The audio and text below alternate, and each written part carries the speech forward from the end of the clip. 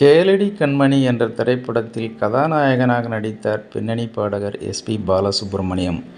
இது இயக்குனர் வசந்திற்கு முதல் திரைப்படம். இயக்குனர் வசந்த் அவர்கள் இயக்குனர் சிகரம் கே. பாலச்சந்தரின் உதவி இயக்குனர் ஆவார்.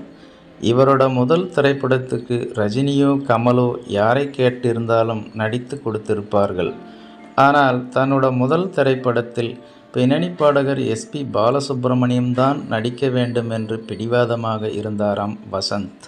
பாடகர் எஸ்பி பாலசுப்ரமணியம் முதலில் எனக்கு இது தேவையா, இது எடுபடுமா என்று சொல்லி கொண்டிருந்தாராம்.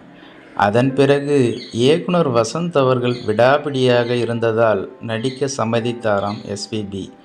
படமும் வெளியாகி பட்டி தொட்டி எங்கும் சக்கை போடு போட்டது. கேளடி கண்மணி என்ற இந்த திரைப்படம் இவ்வளவு வரவேற்பை பெற்றதற்கான காரணம் இசைஞானி இளையராஜா